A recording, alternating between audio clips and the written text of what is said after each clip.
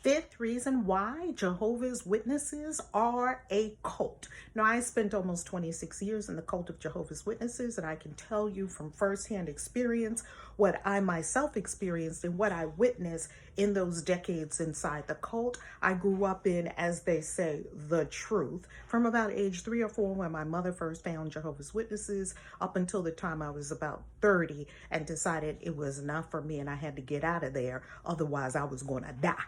So here is the fifth reason Jehovah's Witnesses are a cult.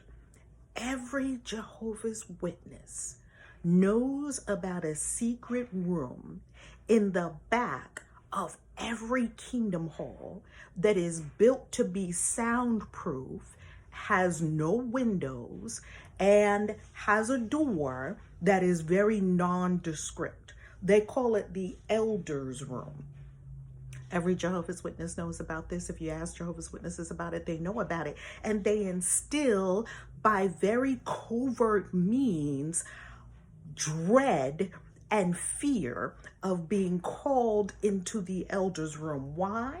Because you're called into the Elder's Room only when you trespass or transgress some of the rules. Now, you yourself may not have went and told them that you transgressed the rules, which you can do. You can go to an elder at any time who are like the police of the congregation, and you can say, hey, I had sex with somebody and I'm not married, whatever your transgression is, and they will assemble a committee of 3 elders, and these 3 elders are going to create a case. I said it, it's a case. And they are going to bring you into the elder's room, sometimes more than once. And the 3 elders are going to meet with you. The 3 of them on this side, one on the other side. Ask me how I know, because I was in there. Because as you can imagine, I wasn't with all the rules, as you can imagine, right? So the 3 elders on this side, 1 person sitting in a chair on the other side. There's nothing else in the room. There's nothing else in the room, just chairs. And it's a soundproof room for a reason, because they don't want anyone to hear anything that's going on in this very clandestine, covert, secret meeting. And so in this meeting, they are going to get the gory details, the ear porn. That's what I call it. It's really creepy. It's so creepy. They're going to get, it's cringe. They're going to get the details of everything you did in this sexual experience and who you did it with, so that they can come to a determination of what your discipline is going to be. And they also want to find out, I'm going to give you more details in a second. They also want to find out if you're going to do it again, or if you're truly repentant and just so sorry. It was just a one-time thing, and it's just horrible. I shouldn't, be this way. I'm just a sinner and all that jazz.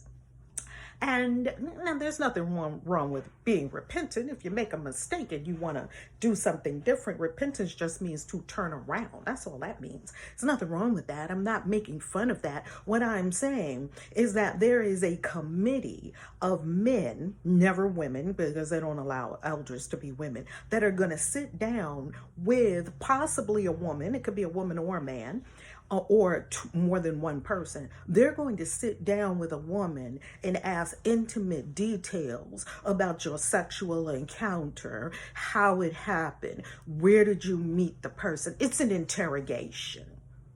It's an interrogation. And what I am so thankful for now is that I woke up to it and I got to see it for what it really was. And I got to see this isn't normal. And nor is it a good idea. It's not a good idea for grown-ass men to ask young women, any age woman, about the intimate details of their sexual experience, unless that man and that woman are in a relationship that would warrant that they have those kinds of conversations. It's inappropriate. It's cringe. And they ask such detailed questions.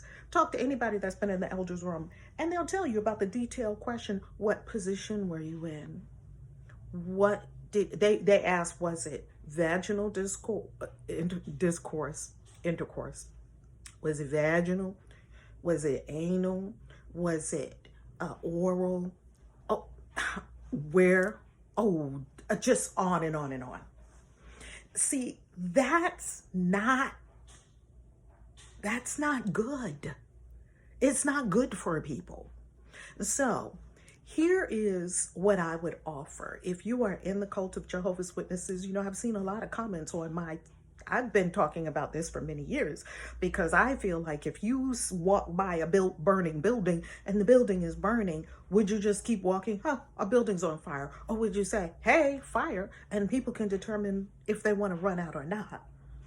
I've been talking about this for many years. I really like it. It's very cathartic. And it is, when we hear experiences of Jehovah's Witnesses, ex-JW stories, and people who have left the cult and people who have deconstructed from Christianity, it helps all of us really examine our thoughts and our motives. And am I in something that is not what I thought it was? And what I am in, is it truly helpful for my mental, emotional, spiritual, physical health? Is it truly helpful for my consciousness? For me, when I started to ask those deep penetrating questions, when I was deep in a depression in the cult of Jehovah's Witnesses, about to take myself out with a bottle of pills, I found the answer was no. I had to get out of Dodge, and I got out of there.